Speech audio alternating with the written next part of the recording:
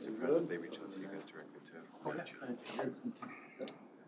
All right, 8 o'clock, we'll open the April 2nd, 2026 meeting of Sherburne County Economic Development Authority.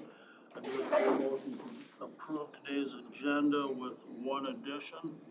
We have a request for a letter of support from Care Food Shelf, Big Lake Food Shelf, and Monticello Health Center for a joint application they're going in on. So we'll just request to add that to the agenda. Okay. You're looking for a motion to approve with that addition? So moved. Second. All in favor? And opposed? And I'd be looking for a motion to approve the minutes from the March 5th, 2026 regular meeting. So moved. I'll second. All in favor? Aye. And opposed? You want to do that first item then? Yeah. Sure. Yeah. So I've been actually offering some technical assistance and helping out with Care Food Shelf, Monticello Health Center, and the Big Lake Food Shelf. They're going in on a joint application for the MPCA's wasted food grant opportunities. So trying to save food from being wasted and actually reducing landfill, organic waste in landfills. So they're looking to purchase a refrigerated truck to use between their 3 agencies and then do some more programming around perishable food and being able to do more education around perishable food and use this food truck to do so. So this is just a letter of support from our board, supporting that, supporting the economic progress of all of our citizens through that. So just looking for approval for us to send a letter of support for that. All right, be looking for a motion to approve the letter of support to the said organizations. I will make that motion. I'll second. All in favor? Aye. And opposed?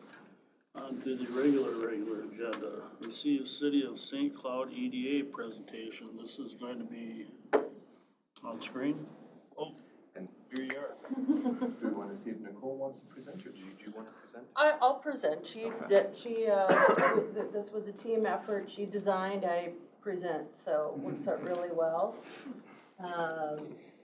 Welcome, Nicole. I know you're online. Morning. There you are. Well, thank you for having us today. I know we've partnered with Sherburne Economic Partnership for a long time now, and been really excited to watch Brian grow in this position, even though we really miss him at the City of St. Cloud and Health and Inspections Department. Sure they're doing fine. Miss him? No, we miss you a lot, yes. But it's nice to still be able to work with him in this new capacity and watch him shine and grow in this role. You can't have it back. That's what I hear, but you know, I love the work that he's doing in the Sherburne County portions of St. Cloud too. And so really appreciate the partnership and invitation to give you just a brief high-level update today on some of the things St. Cloud's been working on. And you're a Sherburne resident. I am a Sherburne resident, yep, for 25 years, right between Becker and Big Lake. My husband works in Elk River, I work in St. Cloud, and it works out right in the middle. So, but yeah, so I've been in St. Cloud as their first economic development director for the last 15 years when Mayor Kleiss created an economic development authority. Previous to that, I was in Elk River for 11 years and did some of the downtown projects and North Star Business Park projects. So my fingerprints are still around Elk River. My dentist, my eye doctor are still here because I like to come back for my favorite things like Diamond City bread. And so my husband wants me to move that all back up to St. Cloud, but I like to come back for my favorite things and see what's changed and check out Brent's work. So, you know. Anyway, really happy to have you here. My partner in crime is Nicole Smoody. A few of you may know her, recall her. Her previous position was with the City of Becker, and I couldn't be more happy to have her on the St. Cloud team. She's been with us now for 6 months. In some ways, it feels like a long time, and in some ways, it feels too short, but we make a really dynamic duo in the skills that we complement in each other, and I know she fills the role in attending here some of the meetings, so many thanks to Nicole for the work she did in preparing the presentation for today, so. And that's your clicker. You're not my clicker, I get my own clicker, okay. So just a very high level, a few years ago, we update our strategic plan like many other boards and organizations. We're formed under the city council as our own economic development authority. We have a 7-member board, 2 members are city council, and then the rest are at-large members. And again, we've been around for about 15 years now when the mayor split that HRA and EDA from each other 15 years ago. And so our last strategic plan was 2023-24, just, still coming out of the impacts of the pandemic, pretty high level, still under administration with Mayor Kleiss. And we're actually in the process of updating our strategic plan right now, so these will change under the new administration. Mayor Jake Anderson and a majority of our city council turned over as well over a year ago, and I think there are different priorities than what Mayor Kleiss had, slightly different priorities, but I think you're going to see a much more aggressive economic development role. Especially when it comes to blight and redevelopment, as well as our role in housing development, which was not under the previous administration's priorities. And we have a desperate need for workforce housing in St. Cloud. So these were our top priority goals over the last few years. So we work collaboratively with many of our economic development partners. Up in the top left, we've been doing kind of a little roadshow presentation with Greater St. Cloud, the St. Cloud Chamber of Commerce, and the Downtown Alliance to talk about our regional collaboration in economic development. How are we similar? How are we different? How do we work together? And then we also collaborate down at the Chamber's day at the Capitol or evening at the Capitol and advocating for legislation. And I know Jacob was just down there recently advocating for some things. Not my favorite part of the job, but sometimes a necessary part of the job to get the things we need in our community. But really appreciate the partnerships we've had with Brian in many different things. And it's really feels like an extension. I hope for our partners as well, but to me it feels like an extension of staff that I can't have 10 people, but I feel like I have 10 people because I have 10 partners that are all playing part-time roles in their own specialties, whether it's Amanda in Benton County and the focus areas she can do, and Brian, and it just really works well together. So I think I'm really excited that we have a lot of the right people in the right seats now.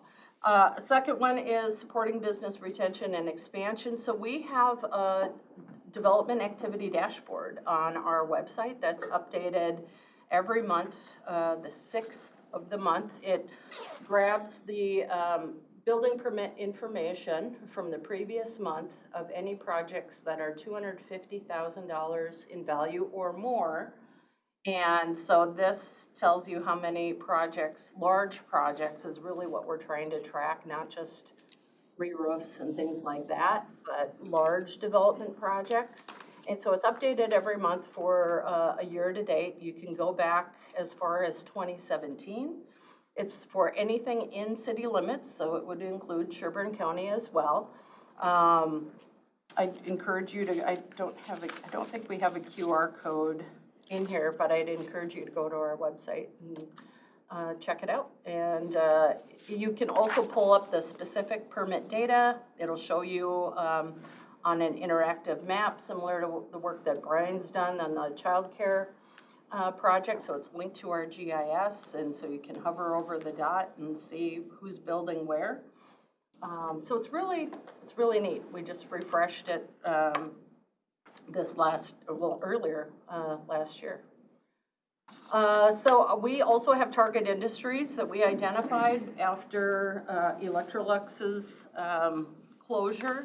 We received a federal EDA grant and did a target industry analysis, and then when COVID hit, we went back to the consultant and said, well, now economic development looks different post-COVID. Out of the top 7 companies that you gave us, which ones are the most resilient in a post-pandemic economy and have the greatest opportunity for growth? And they identified those 4: automation, information technology, food manufacturing, and precision manufacturing.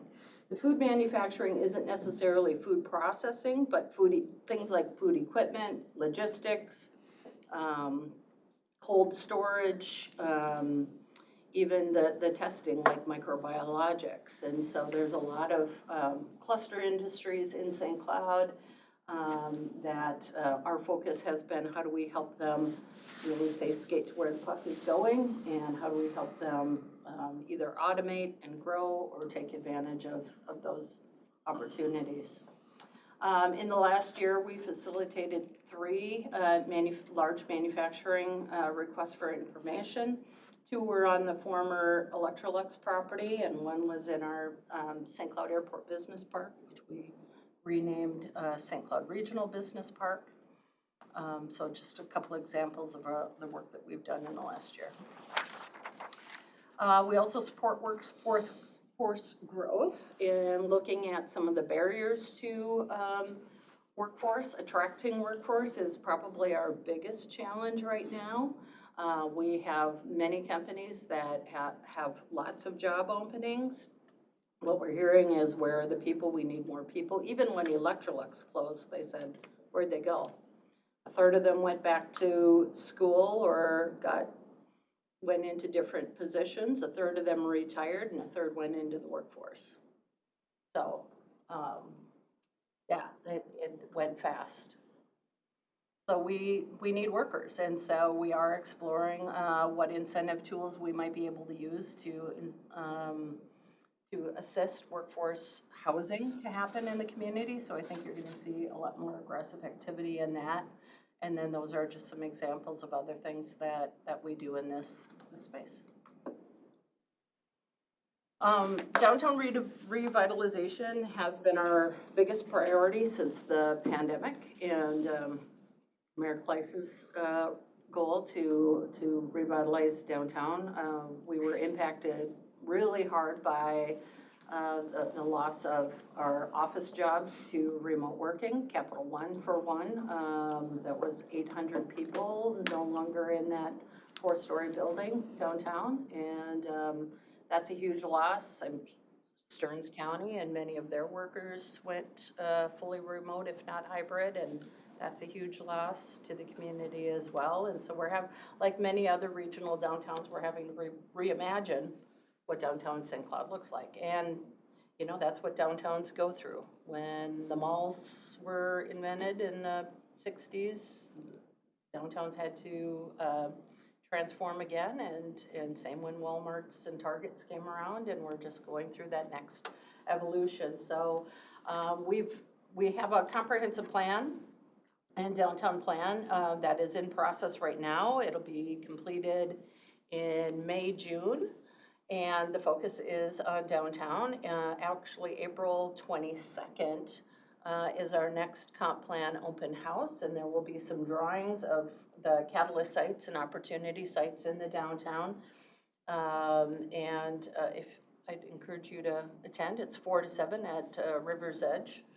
And so we'll have some real drawings for people to react to and in our priority locations. But the focus is really in bringing housing into downtown now that we don't have the office workers as much. Is there any, regarding, the remote workers, is there any trend of, those companies looking to bring back any of those employees, or enticement, or kind of discussions to kind of encourage them to bring back some of the workforce? A few have on their own. So Cetera is one of our largest employers in the downtown. They have over 200 workers in the Wells Fargo building.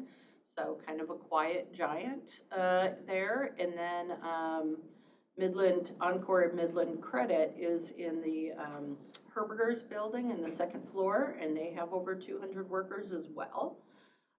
Capital One tried bringing folks back shortly after the pandemic, and they just really struggled to do that, and that was a really important part of their culture, so I know it was the last thing they wanted to do, but in order to keep the workers, they really had to make that change.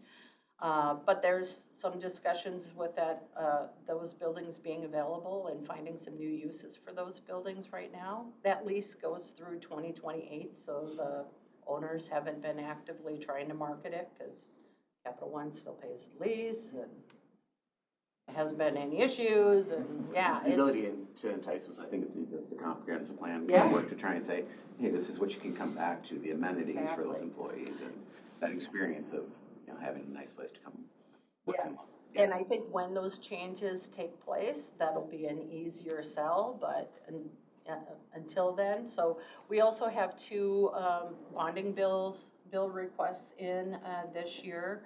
One is for a riverfront to St. Cloud Hospital connection, downtown to the hospital, and really building out that trail. It only goes so far behind River's Edge Convention Center, and then right behind Cathedral, it kind of breaks into this little cow path in the grass. Not even a sidewalk. It drives me nuts. One of my biggest pet peeves. But, I mean, everything takes money. So, so we do have a bonding bill request. I think it's $6 million. In for that, and then we also have a request in for a downtown to campus Fifth Avenue connection to really strengthen the streetscape and the infrastructure to make it look like it's connected between downtown and the college. Really? What's that? Works for me. Works for you? It worked for me. Oh. Downtown to campus. Oh yeah. Yeah, that was a nice little, so yeah, expanding that further up the river, getting into the. Yeah, and just that's creating that sense of place. I mean, think about what Canal Park did for Duluth, right? And so just really creating that stronger sense of place. So two small bonding requests in this year, so keeping our fingers crossed on that. But downtown is really our biggest priority. And so those, we are identifying some opportunity and catalyst sites I'll talk about in a minute. These are some of the other smaller things we're doing, small, not small. So we operate a downtown exterior grant program. It's a matching grant up to $10,000 for exterior improvements. That came out of EDA levy funds. And then we also have secured 2 Main Street grants from the state of Minnesota to assist some businesses in interior and exterior improvements, and that's been huge for our downtown as we're kind of waiting out this process. And then we were down at the legislature and received some special legislation around TIF redevelopment districts, that they don't require blight standards. We can waive those standards and create a redevelopment district on a surface parking lot without a building. We modeled that off of Rochester and Duluth, something they had 10 years ago, and we said, why shouldn't we have the same opportunity? So it took us 3 years to get it, but persistence pays off. Is that the parking lot directly in front of the Children's Museum? That's one of them, yeah.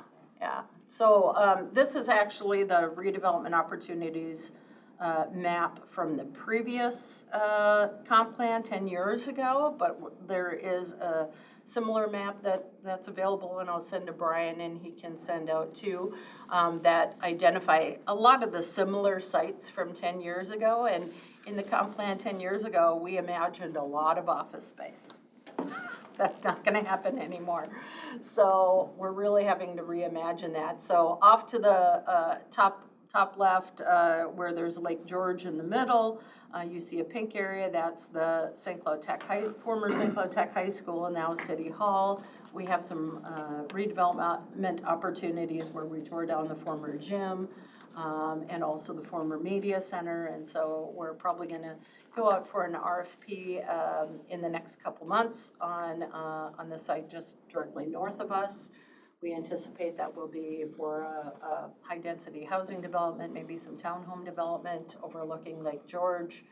And then there's a bunch of other scattered sites. On the new map for the comp plan, you will see a large redevelopment opportunity, and that is the Stearns County campus. With their relocation to the west edge of town, we know that the Justice Center and the court building and the jail will be removed in 2029 when they relocate. The courthouse, historic courthouse will stay. We haven't identified what the reuse for that will be yet, but that is very much part of the comp plan discussions. We just finished actually a round of 10 one-on-one developer meetings just a couple weeks ago to get their input on the different development sites and what would they put there, what can the market support. We had a community visioning session last fall. Of course, they asked for a lot of high-level things like we want a grocery store, we want an ice rink, but then we wanted to test it with what the developer community thinks the market can actually support. And so that's what's gonna blend together when that open house is April 22nd. You'll kind of see what, how that information came together. So we have sites for downtown, both east and west of the river. So we also have a lot of historic buildings downtown that makes us really unique and different than I think a lot of other communities for developers that want that kind of thing. So we're always seeking folks that are interested in renovating some of these beautiful buildings. And we have several that have done a great job. So Harvester Square is a 100-year-old building. They received 3 awards for their renovations a few years ago. Great River Children's Museum in the bottom right is up for a Minnesota Brownsfields Award for their adaptive reuse of a building that's been 7 different uses over the years, from a chicken hatchery to racquetball court to a bank, and everything in between. So those are just some of the things we're working on downtown. What are the plans for the old press bar location? So the former press bar and Cowboy Jack site is owned by the ownership group of Cowboy Jacks After Midnight. They are not developers, so they've been looking for a development partner. They'd be happy to be a tenant. They just don't want to be the developer of a building. And so they've just really been waiting for that developer partner. It is one of the sites that will also be part of the comp plan design and what gets reimagined for that space. But Fifth Avenue and St. Germain, as you know, is our primary crossroads and commercial corridor. So I anticipate it's going to be something commercial in nature. But because it's also on the corner of our historic district, it does require under our historic guidelines 2 stories. And I think part of the restaurant group's challenge is what do we do with the 2nd floor over a bar? You know, it's not going to be housing, and it's probably not going to be office because nobody's in the office anymore.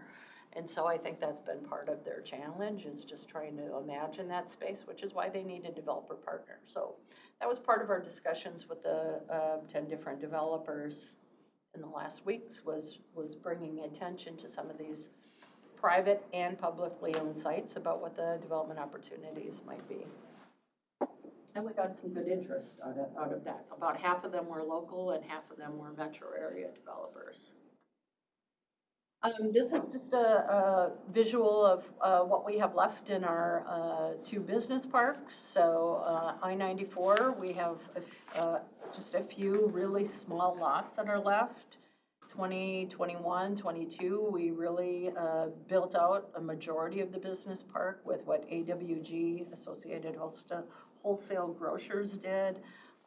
Dayton Fright came at that time. Rice Construction built a speculative building. And that 17 and 14 acre lot are actually about only 50% developable because of some of the wetlands on the site, so, and elevations. So really some small sites, but we still have our vision set on some of the adjacent properties that are owned by farmers in the area. We partner with St. Cloud Opportunities to acquire the property. for us.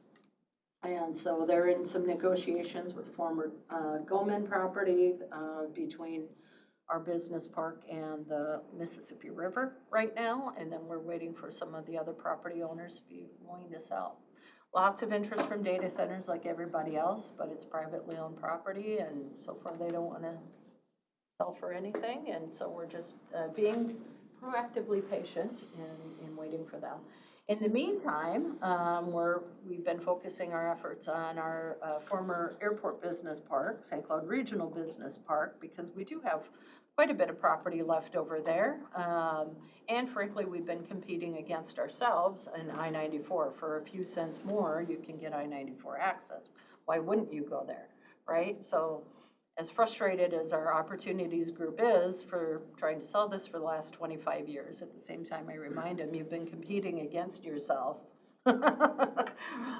over on I-94. So our latest development in the business park is Sunburst Memorials. They relocated their headquarters and expanded in the former Beaver Island Brewing space. Is there a little light here on this one? Oh my God. Okay, I don't know what I did. You're fine. There you go, you're back. Okay. The top one. Top one is a click? Click the green Okay. one. Yep. Oh, thank you. Okay. Right down here, so former Beaver Island Brewing, and that's where Sunburst Memorials did their expansion. Beautiful building, beautiful, beautiful building. And they're super excited to be out there. So that was our most recent development, and then our large RFI was for this 80-acre parcel over here. And then some of the newest businesses and recent expansions in the downtown. So we try to keep our pulse on what's coming and going through into the downtown. And, you know, even though a lot of people think there's a lot of vacancies and nothing happening, this is all in the last probably 2 years of what's new in downtown St. Cloud. So if you haven't been to the kitchenette yet in the former Dutch Maid Bakery, it is amazing.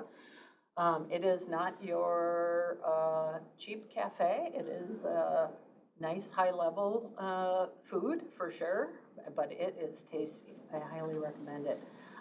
Cannon Thai Chicken is in the, kitchen is in the former Lily's Wings and Things next to the Children's Museum and the dry cleaner, and that is also amazing Thai food. Nicole and I tested that out a couple weeks ago. So yeah, a lot of really exciting things going on. Worth Center for Performing Arts is renovating the building next to the B-Side Indie Music Cafe right now. So that's really exciting that they'll have a front door presence downtown. This is my last slide so that you guys can get going with the rest of your meeting, but just looking ahead, some of the initiatives that we think are going to bubble up in our strategic planning. We did do a survey of our not only our EDA board of the strengths, weaknesses, opportunities, and threats, but also with our economic development partners, as well as peer cities to see what they're doing in this process. But some of the things that I anticipate will bubble up, like I said, will be how we partner in housing and providing incentives to initiate and expand workforce housing, and then marketing of some city-owned sites in the downtown. That's the only thing we own and control. We can't control waiting for some of the private vacant buildings to market and sell, like Herberger's, which is undergoing an auction right now of their property, so we'll see what happens there. And continuing our business retention expansion efforts in our target industries and working with our partners. So just a real high-level overview for everyone, and happy to answer any questions. Great. Thank you. Any questions? Just as a couple St. Cloud alumni, we appreciate to see the, from community development too, it's fun to see the kind of the efforts going into the downtown area, because it's such a critical part of that city. Mm-hmm. So Absolutely. And I just feel like it's been ongoing with the walking mall, you know, when it was that, and then now it's transitioning from this. It's like, it's kind of an ongoing project to that downtown. It is. It's really an evolution, and then, you know, the impacts too, and just demographic impacts of student enrollment hit. It's not, it's not just St. Cloud State, it's other colleges too, but it hit St. Cloud State, I think, a little bit harder, being kind of that commuter college, easy to get to and easy to go back home. And as they continue to right size the college back to 10,000 students, which is really what their sweet spot is, and they had gotten upwards of 18,000 in 2010, 2011. Well, the reason for that is during, after the Great Recession and the labor force was, there weren't jobs available, lots of layoffs happening, people went back to college. So it spiked, and St. Cloud State grew with it. Yeah. So their faculty, their buildings, everything. And then as the demographics shifted and job market grew in St. Cloud coming out of the Great Recession, it just really dived. And it's also been challenging, I think, with interim presidents.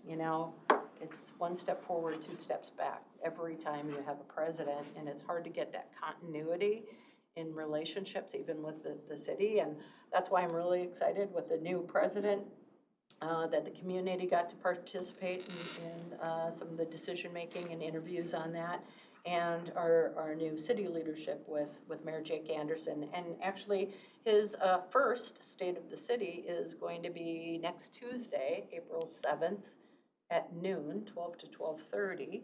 It's probably available on the radio station or through the city website, cable station.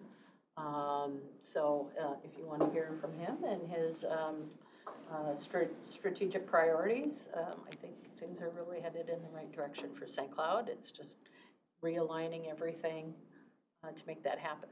Good to hear.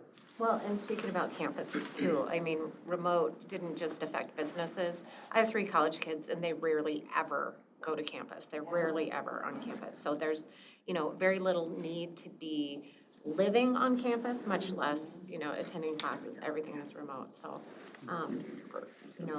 they've tried to bring them back, and it's just a different experience. And it's really impacted the downtown too, not only from a customer base, because students are very different than they were when maybe we were in college in the 90s and going downtown. Now they drink at home and they watch streaming at home and they don't come out of their places, and it's just a very different social generation, yes. And then, so we didn't only lose them as a strong customer base, but also employment base. And the hospitality market, depends on that student population for hospitality jobs. But I'm really excited about some of the visions. There's some things about reimagining the Kelly Inn for a small event concert center or a headquarter hotel that has a ballroom space that currently can't be accommodated by the River's Edge Convention Center. And so I think there's some really exciting possibilities in the future. And yeah, we look forward to coming back and bringing you some updates.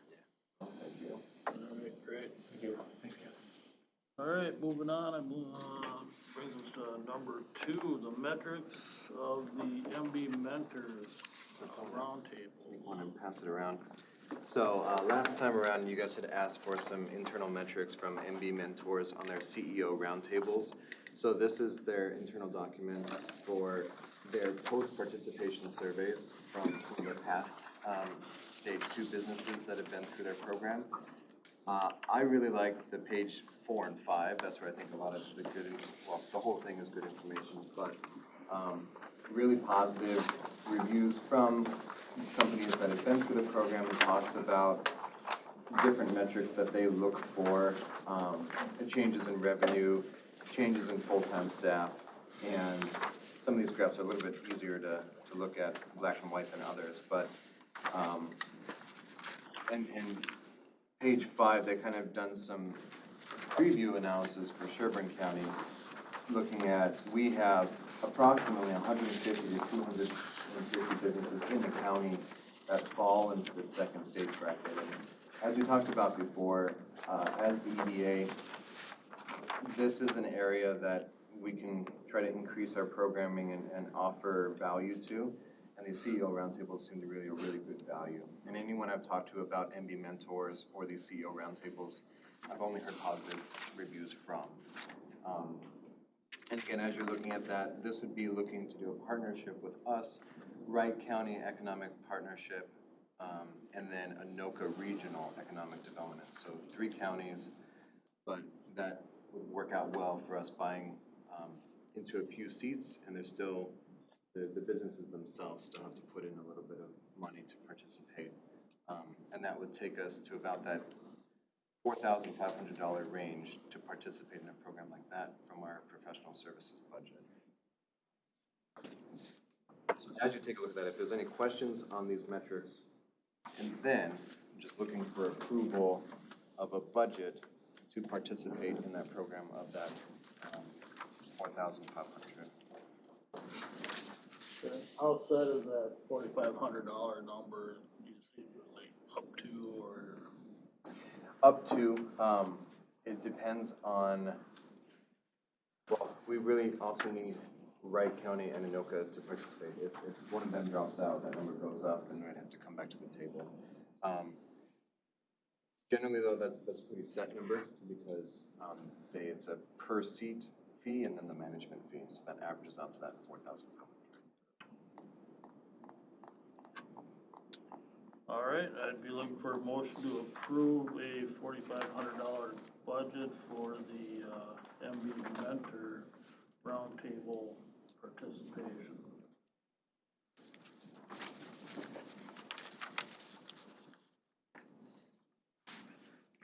I'd make that motion with the caveat that I'd like to have ongoing evaluation of the success of the program. As I don't want it to be perpetual without having some sort of metrics on how successful the cohorts are that we're sponsoring to go through the program. Just because if I look at these numbers, it looks like about a 20% success rate. Where the businesses that went through it in this particular time period experience growth, either through FTEs or through revenues.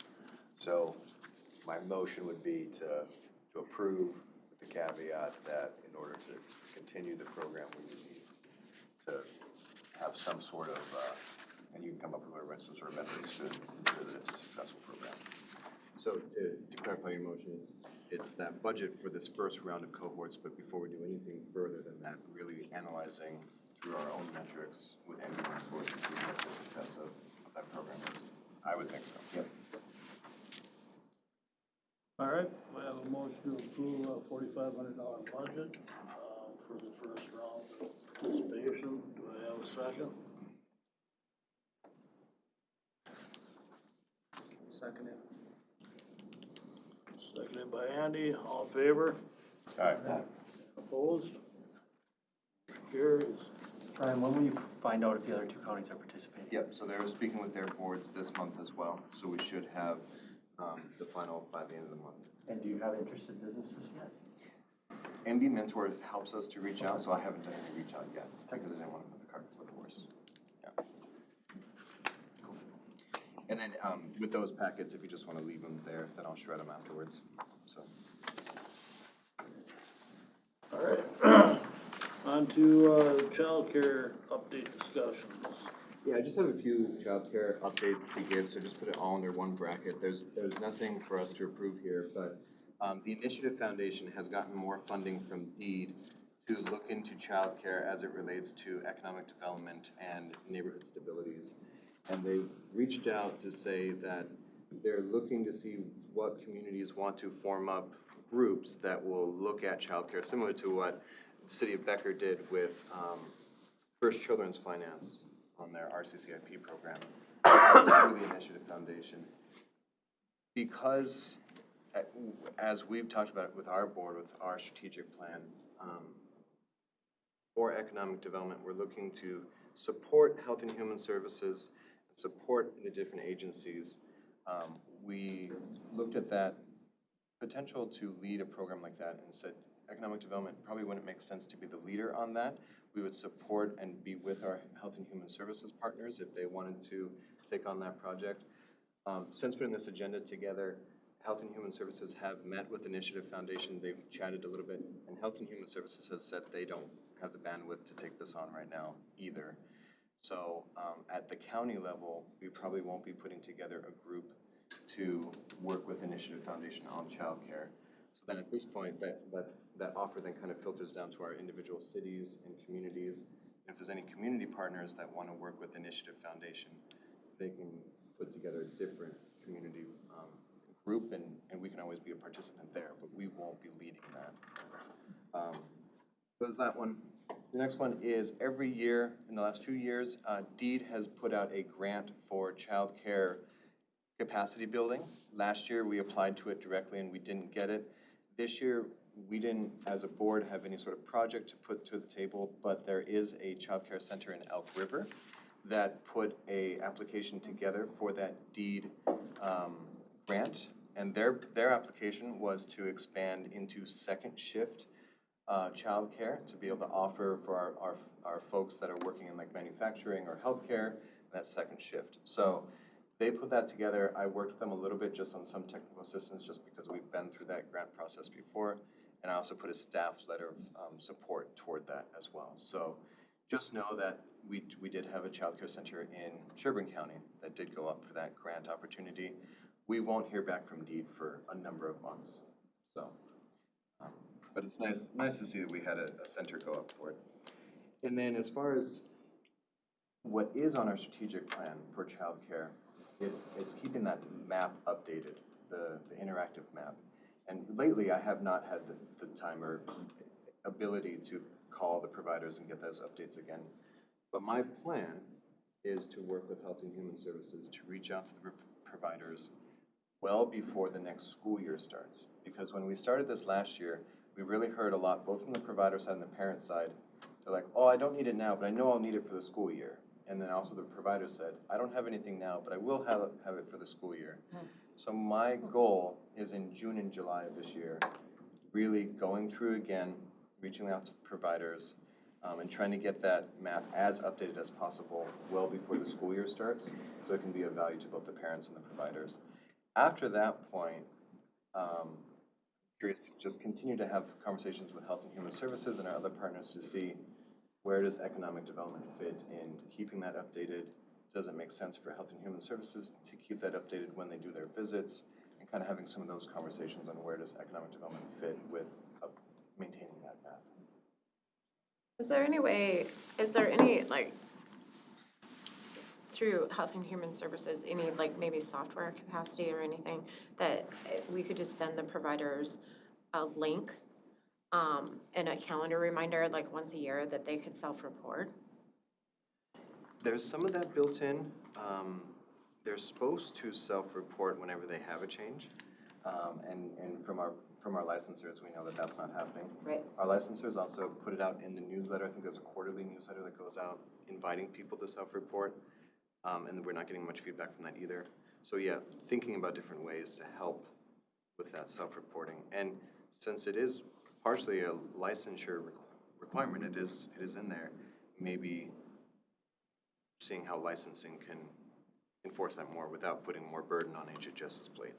Right, but yeah, and that's where I'm like, if there was some sort of software capacity that would send them an email link, a calendar reminder, and a text at the same time, like, sometimes you just have to put it in front of people. Yeah. Kind of like a constant contact type of thing. Yeah. There could also be some sort of penalty if you. Especially with licensing, yes. Yeah, well, I mean, if you don't report, you get pulled off the site. Yeah. You know, so if you don't report, you know, so many times in a row, you know, maybe you set it up as a quarterly report where they put in their capacity. If they don't report 3 quarters in a row, then they get pulled off the site as an idea, not, you know, not anything. Yeah. Permanent, but. Make it easy for them to report, and then also, yeah, like, incentive for them to report, for sure. I would agree. That makes sense. That's something we can definitely keep exploring, absolutely. And another thing we're continuing to explore is our neighboring counties are interested in this idea too, so we've had conversations about what it could look like for different counties. The question always comes down to the exact question we're having here: who maintains the map? Is it Health and Human Services? Is it Economic Development? And we're continuing to explore those possibilities. And on the Region 7W kind of EDD look at, there's been different interests at different levels to make more of a regional map. But then again, it's the continued question of who then updates that regional map. So we are still trying to explore that, and still trying to figure out how could we connect up different counties with the maps, because we know our parents are driving in and out of the counties. So, yeah. And just on that note, we're working with the county's GIS department for the One Watershed, One Plan, and we'll be coordinating, so Brett Forth and Jenna will be coordinating with the communities that are in the Mississippi One Watershed, One Plan for our mapping tool. So they're going to be contacting their GIS coordinators, their staff, who will be doing that work. So that might be they might have some connections built in right there. That was great. Yeah, we can chat about that more. I like that. So that's pretty much just updates on childcare at that point. Okay.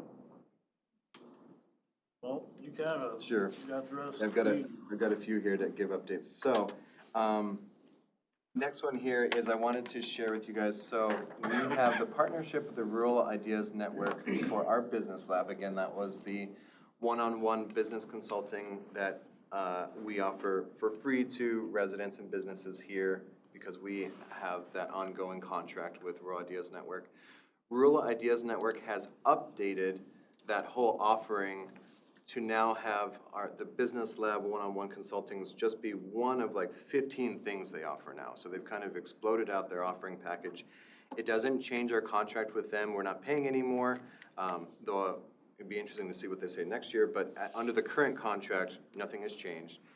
So we have updated our links. So our business lab now looks like this. We have a partner page, and it's saying that it's a $300 value, for them. But basically, instead of going straight to the business lab to sign up for one-on-one consulting, people need to click on this join for free, and then basically they use our click-through, and that gives them a free account. Otherwise, if they went in as Joe Schmo off the street, it would cost them $300 to join this Rural Ideas Network program. When people go ahead and click through, so it's my job as my role to get this word out and get people signed up and interested in that. When they do click through, they will have a dashboard like this, and that allows them to see the different things that are now available to them.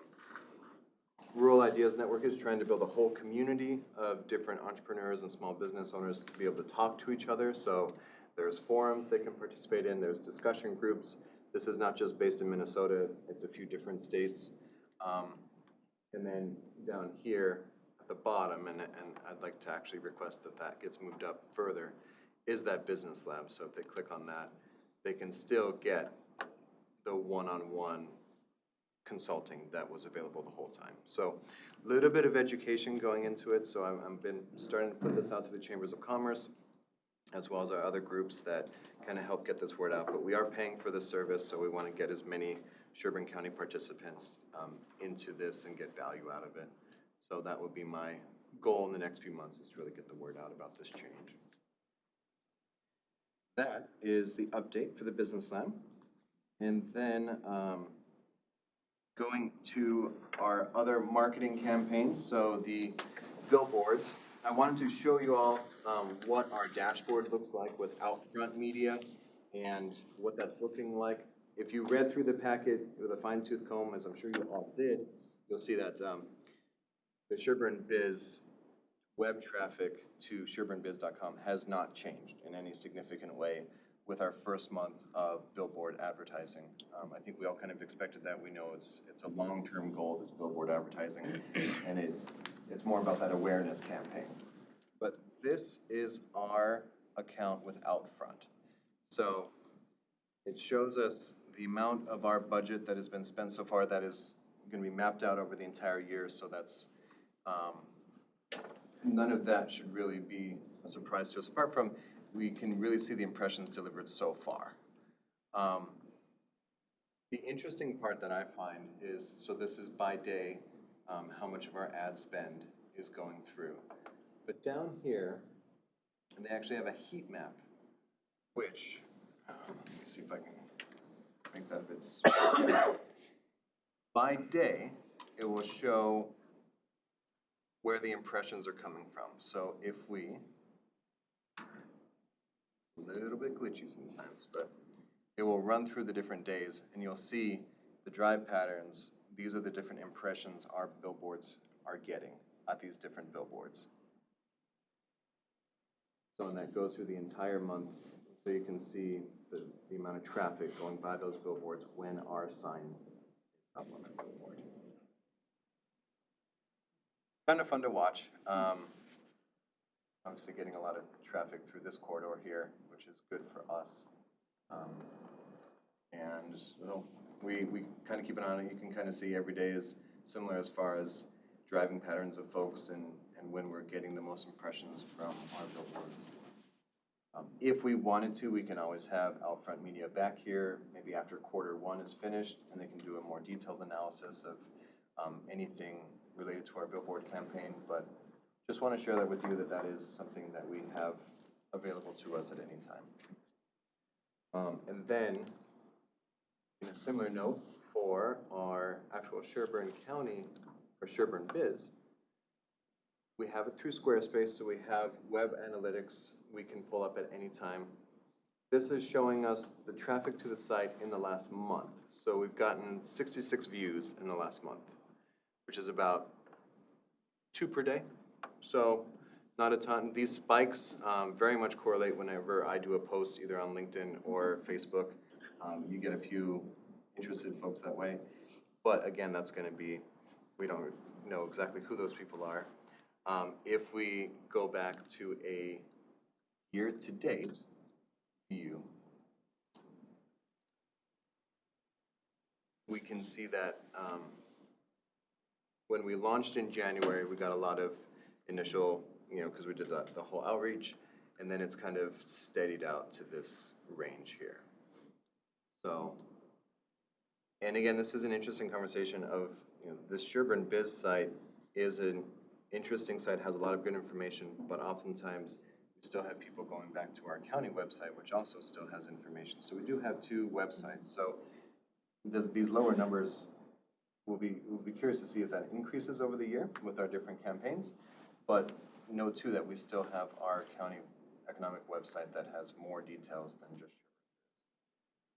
Sherburne. Any questions on any of that, either the billboards or?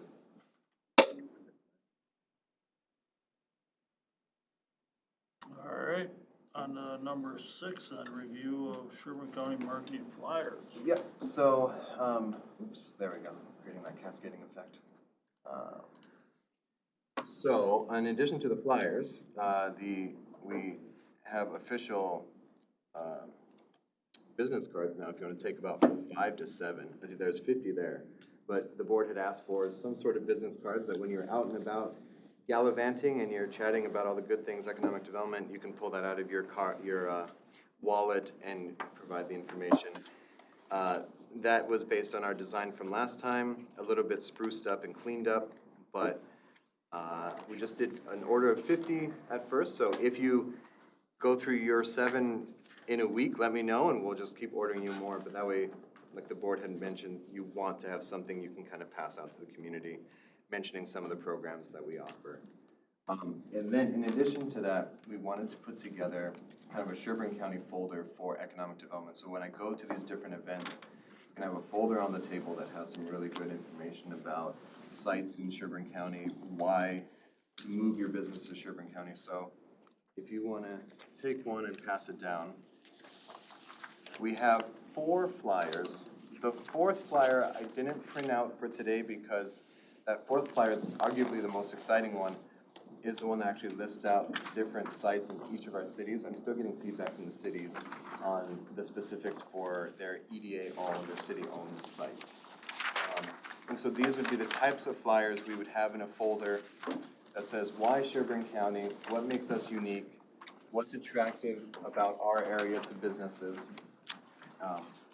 And happy to hear any feedback you might have on them. we can add more flyers to a folder, we can change these ones up, but just to get us having some flyers.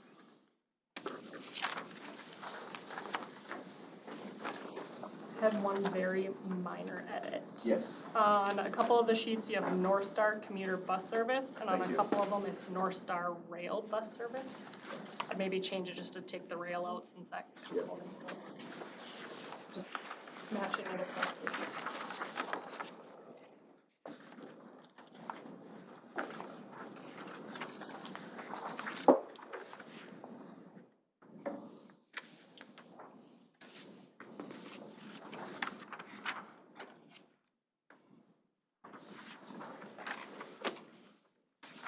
So what are you looking for us on these today, Brian? Are you looking for an approval of one over the other, or just bringing us up to speed on what you're working on, or we'll wait for the fourth to come Yep. around, or how can we assist? Yep, just coming up to speed. Feel free to take these home with you, and then as you read through them, if there's any glaring things or anything, hey, we didn't include this, let's throw something in there, feel free to email me, and we'll keep improving these, but,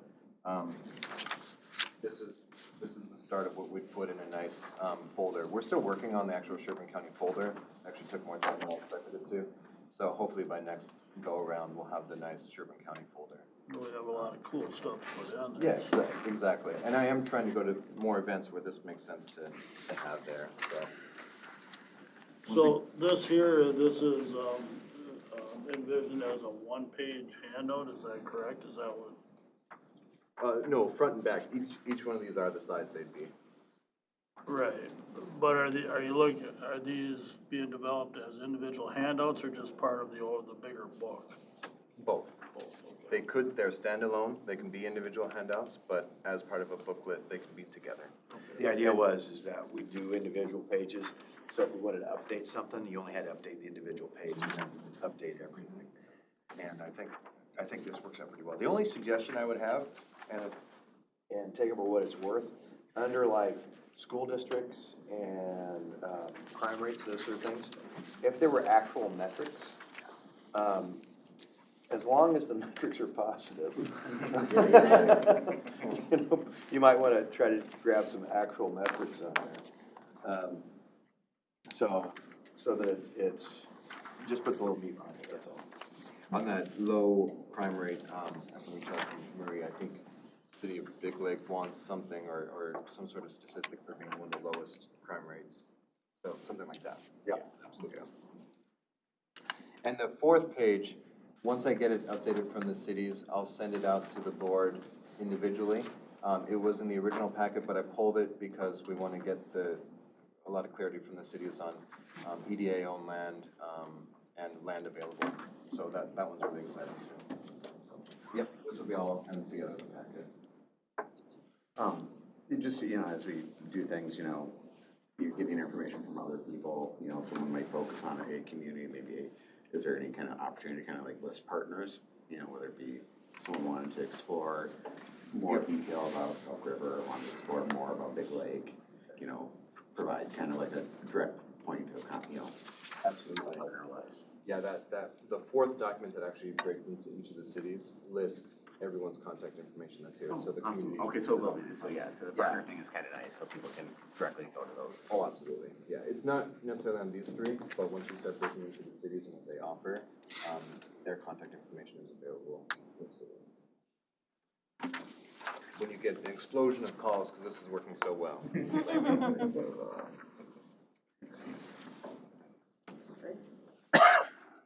That's it on the flyers.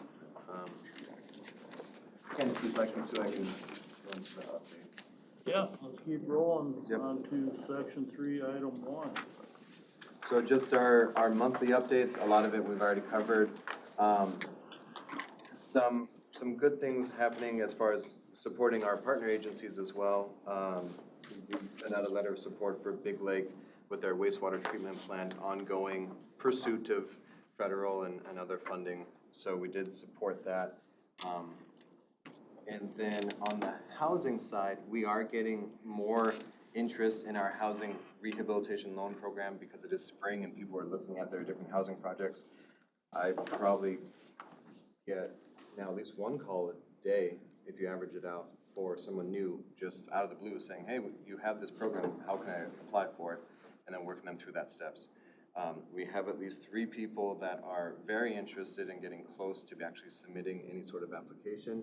I did receive 1 application, but it was incomplete, so we needed to get some more documents from them. So this is very good. The rehab program is getting out there, and we've chatted internally about me reaching out to more of our local contractors and businesses that are doing the work, because they're the ones that will be able to say, hey, Sherburne County has this cool financing package, you should check in with them. What are they applying for? I know a well was one. Yep, we've seen some well projects through, some damaged roofs have come through, definitely HVAC, so failing furnaces, failing ACs. That's the vast majority. Brian, have you had any calls where you send them to the state, because that's part of the process, they go to the state first, that have actually utilized that program based on conversations with you? I haven't tracked that part of it, but on that note, we will have the state here, I think next month, actually presenting on some of their state housing loan programs and how Sherburne County works with them. So that'd be an interesting metric to try and track, though. So are the people that are applying, they've already tried the state on their own, or do you have to send them back? Most of them haven't, but since having a lot of these conversations, it's clear if they have a credit score that's under 620 or their debt to income ratio is above 48%, they will not qualify for any of the programs. So it's one of the questions I kind of start with. If they're calling me out of the blue, I say, we do send you over to Minnesota Housing first, and for their programs, you need a credit score of 620. What do you think about that? I'm not asking for their credit score, I'm just getting an opinion. And if they say, oh, my credit score is in the 500s, we'll say, okay, interesting. We can chat about that, and then we just need proof from them to show their credit score in some capacity. And then we can kind of skip that step. So, yep. And then other times when it's close, like, oh, I think it's in the 600s, we do tell them they do need to apply for Minnesota Housing. And what that means is they go to whatever local lender is an approved lender with the state, and then inevitably that lender then sends me an email that says, we've looked into their finances a little bit more, we've looked into them, they will not qualify for these reasons. And as long as we get that email from the lender, we're good to keep moving forward. Yep. When you send them to the state, where are you sending them? Just to the state's Minnesota Housing main website for all their loans, and then I try to tell them to click on that approved lender section so that they can look up. I'm guessing a lot of people are getting confused and just quitting. Oftentimes, I will try and stay on the phone with them and kind of work through some of it, but yeah, at the end of the day, the state's programs are a little bit more confusing. And then the other good update is that the Region 7W acting EDD, Economic Development District, is continuing to move forward in full force. We had our board meeting 2 weeks ago at this point, and that Region 7W EDD is really focusing in on what they want to focus on as an EDD, and that is really looking at infrastructure and how public infrastructure, both on the housing side, commercial side, and all of our communities are struggling to afford that infrastructure to be able to do commercial development or development in general, including housing. And so there's been an opportunity that we're exploring that the Federal Department of Transportation has a request for information and public comment period on how communities use federal funding for public infrastructure projects. So this is a really good example of how hopefully the board might be able to kind of dip its toe in acting as a board to put together information to the federal government on how we use their funding. So all that to be said, the EDD Region 7W is moving forward pretty nicely. I think that's my updates. Yeah. Any questions for Brian? Good work as always. Andrew, again, you have the floor since your counterpart is not here. Doesn't mean you have to take up her time. Trust me, I will. Trust me, I couldn't. My only, I've been on vacation the last 2 weeks, So, I really don't have anything to add. I just want to say, I think these are outstanding. I think we're making really good progress with marketing the county. So kudos to all that, but I've been on vacation 2 weeks, so. Florida was lovely, I'll tell you that. Okay, number 3, last item, receive community, and economic updates from everybody else around the table. I'm gonna start this one actually, give a quick update, as I represent the EDA on the Sherburne County Ordinance Revision Task Force. I'm not sure that's the official name, but several meetings were coming to a close actually with our meetings. I believe we have one more, is that correct? That was it. That was it? Okay. A lot of good work's been put into the revisions, from the EDA, standpoint, a lot of hard work, a lot of facts, figures, presented by staff. Mitch and Mark have represented the EDA very well, along with Craig, who's done a phenomenal job, of Bogart Peterson, just putting out the realities of health and safety and property rights. Don't know where we're gonna land. That's gonna be up to the big dogs. There is opposition with a lot of the initiatives that are important to EDA as far as reduced land sizes, separate or lot sizes, some septic separations and things like that, which staff has proven has no bearing in reality. But there's some of the townships flat out don't want to promote any type of additional housing in their jurisdiction. Is basically how I see it. Or the reports that I got back from the township, they're resistant to the lower lots, even though it flies in the face of facts. So that's the update. It goes to Planning Commission next on. Yep, so we're gonna introduce it to planning commission in April. We'll get it to the planning commission members, the draft ordinances. From there, we will have a public hearing in May with planning commission, and then from there we'll go to the county board in June. So, well, you know, as Ken was saying, we received all the feedback from the townships. The feedback was expected. 1.5 minimum acreage was not well received. We'd gone out to a few townships at their request to further explain the reasoning for it. You know, again, with 2.5 acres, you only need 40,000 square feet of buildable which is less than an acre, to create that. You know, at one township, someone that was very adamant about it, I'd asked how many acres they have. They have 8. Getting back the next day and looking at Beacon, 1.5 was usable. So it's, you know, the town board feels like they're speaking on behalf of the township and their residents. They don't want to see more high density, where we don't view 1.5 as high density. You know, that's just the minimum. Like we said, it could go from 1.5, it could go to 5 acres. Reality is that in the townships, we are running out of valuable land for development. A lot of land in the townships are buildable, they're just not subdividable. So there's a 40-acre parcel, you know, in the general rural, they can split it into 2 20s, and you can have a house and a ADU and an ADU, and it's proven that it can be done.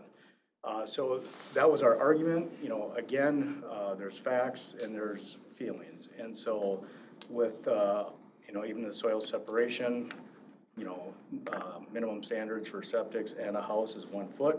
We're proposing 2. So that's what's going to be sent to Planning Commission, is the steering committee's recommendation and the feedback from the township. So that's the best we could do, because we did need to hear from our townships, although we do have 8 townships we need to get. And we did hear back from all of them. You know, within the 8 townships, there's probably 4 to 5 on their town board. So we're looking at, you know, 40 people if that we received feedback from. So we did our best, and we'll see how it goes. And the steering committee that I sat on was almost was really split. On this side of the table, you did have the engineers and staff and presenting facts. On the other side, you had more of the emotional, not my backyard. Close the door behind you. Exactly, we're here, now we're done. So that's really, it was, an hour and a half. And I don't think that line moved on either side. I didn't see anybody jump over on either way, so. It'll be some pretty heavy decision-making on the, commissioners when it gets there, on which way to go. So that's the update on that. I just bring that up because I still believe that, ordinances, land use is the biggest, opportunity we have for economic development without, a proper zoning and view of what they're for. It's very limiting, from an EDA standpoint, so. All right, that's all I have. We just go around the room if anybody wants to speak on anything. So I'm gonna So he channel. does. So I'm gonna channel. I know that you gave me an open window there.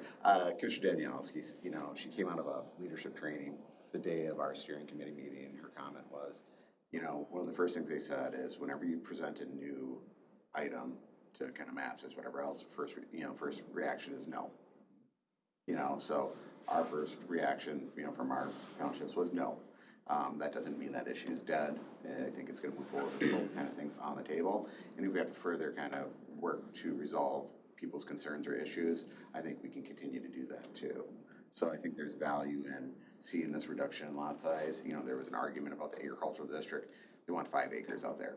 Well, 5 acres ends up cutting into a lot of, agricultural fields that are irrigated and things like that. So by requiring 5 acres, we're actually hampering or impacting our agricultural activities. So seeing reductions in lot sizes would actually benefit that agricultural district in preserving agricultural land. And can I piggyback off that? What we're seeing a lot is the western side where the larger farming families still want to continue to farm. So they're buying, farms of families that don't want to farm anymore. Well, they buy the land, but there's a house on it. They don't want the house, so they want to split the house off. That's what Mark was saying, minimum of 5 acres. That really cuts into the ag field, so it kind of hinders a lot of it. And if they could potentially generate a new lot off of that agricultural field in one of the corners where the irrigation pivots are not hitting, and we still have adequate setbacks for, development of that property, that would give that, landowner an opportunity to see, potentially $100,000 property, $150,000 property, off that agricultural field. And, when we did our comprehensive plan, we met with the agricultural community. We had, 12 centennial farmers in that group, and they were really asking us, and that's what we adopted in our comp plan, was to try and provide more flexibility in our agricultural district for those farming families to continue to utilize their property, look for opportunities like maybe a, single building lot off those large agricultural fields. So we're not done kind of pushing that, and we realize the townships may not align with us, but that doesn't mean we're done with this discussion, and we'll go forward with kind of both options. And if, it does get to the board and they're not satisfied, we can always continue that conversation and update, the rest of the ordinance and continue to work to resolve that issue. Mark, can I ask, I think I asked you this, last meeting, but just to make sure, this is not in the growth areas of the cities, right?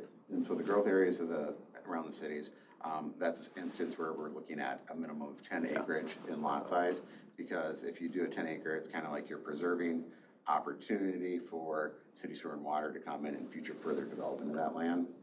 So if you're gonna break off a tract of land in our growth areas of Sherburne County, it has to be a larger acreage requirement to try and accommodate that partnership between cities. We actually had to go back to the comp plan because we thought 1.5 acres would have been a good idea around the towns for, estate housing, and then they can tie into future city services. But when we actually went to the comp plan, which we're following, the minimum acreage was 10 to preserve future city growth. So, Thank you. Thanks, Mark. We are starting to get interest in our land behind the government center. We have 33 acres back there. So that'll be coming to the board at the second meeting in April to kind of talk about what's the board's desire on how to split that property up. so get the walking trail. The walking trail would be impacted. Got a plan ahead.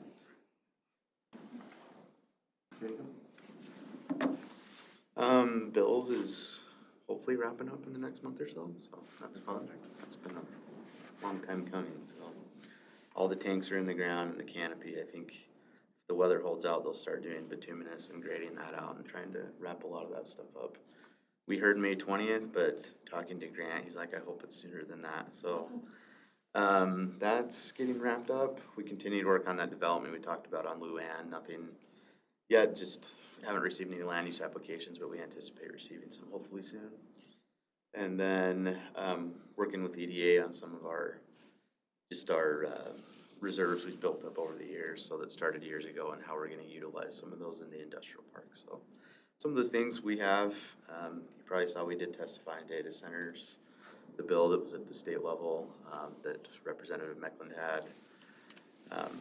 So there won't be a companion bill on the Senate side. We did confirm that, but at least there was, and that what it would have been is there, if you read the bill, it would have been a carve out for energy transition communities.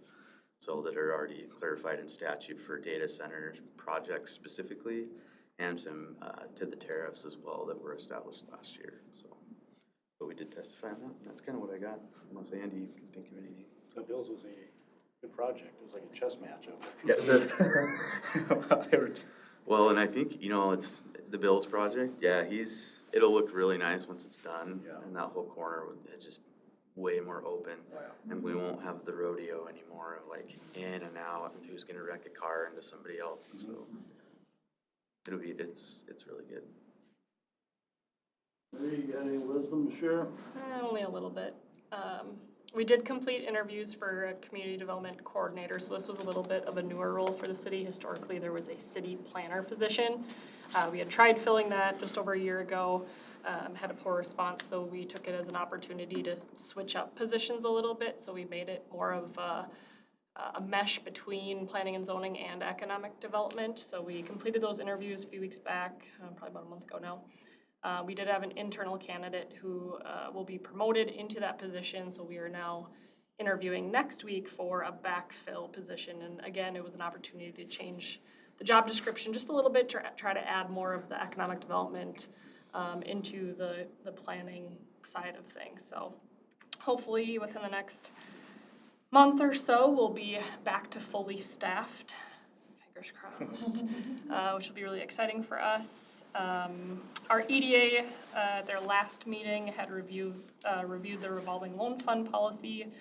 We did actually look at Sherburne counties in relation to how nonprofits are mentioned in their eligibility. So it says something about like extraordinary circumstances or special circumstances. So the EDA recommended adopting the same language in the city of Big Lakes as well. So that'll be officially in front of them at our upcoming meeting for adoption. We're doing website work as well. One of the things I realized when I came on was even from a building permit perspective, if you go to our website, you could easily get lost in a rabbit hole of trying, Kathy's shaking her head. No, I'm agreeing with Yeah. St. Cloud's perspective. Yeah, Sorry. so we're doing a bunch of work. We've just started some of it, but we're trying to clean things up, and even as it relates to a realtor wanting to check into what permits have been pulled on this house. There were like 3 different ways to do it, so from like a data practices perspective, it wasn't being tracked right, and so we're trying to just clean up the holes that you can go down on the website. So a bunch of work needed to be done there, but we have taken a big chunk of it and gotten some of it done. So definitely more to do, but we've already reduced quite a bit of it. Development interest stays strong, so I think at the last, one of the last meetings when I gave the update, I mentioned 2 annexations that are recently been applied for. Our city council will review those this month, so in a couple weeks here, a week and a half. One is more for industrial purposes and the other one would be residential. So both projects still moving forward. We don't have any development applications from the industrial one. It's still in the infancy stage, but interest remains high, I'd say, across all residential, industrial, and commercial. We even have a meeting later today. One of the concept plans that was before us a few months back, that specific developer is not doing anymore. They've kind of sold the concept to a new developer. So we're meeting the new developer today to see how we can move that project forward. But that one is roughly 200 homes for a subdivision, so still sizable and still high interest in getting something done, so hopefully more to report at a future meeting. All right. Anything else from any of the board or any? I just want to say quickly, thank you to Mark and Mitch. We've been doing more partnerships when it comes to having business owners in the townships that are either operating under an IUP, CUP, or nothing at all. And when they kind of get on the planning and zoning radar for maybe different neighborhood complaints or anything else, bringing in economic development and having a room where not only are we talking about planning and enforcement and what they need to do with that, but then how can we grow their business maybe out of that residential area into a commercial space, and what cities around here have different things that would be enticing to them. So Jacob, you may have gotten a call about one of the business owners that were looking for different opportunities. No? Mark asked. Okay. So we're looking to do more of those, so it's a good interaction with us in planning and zoning. It really does give us that opportunity to take some of these businesses and connect them with, real valuable resources that UVA kind of has. So, yeah, we had a good meeting, with a gentleman and his son who are business owners, but always kind of riding that kind of in the shadows, trying to give them the right path forward. So, yeah, it's important to be able to do that. Well, it is Holy Week, so good luck with it. Thank you.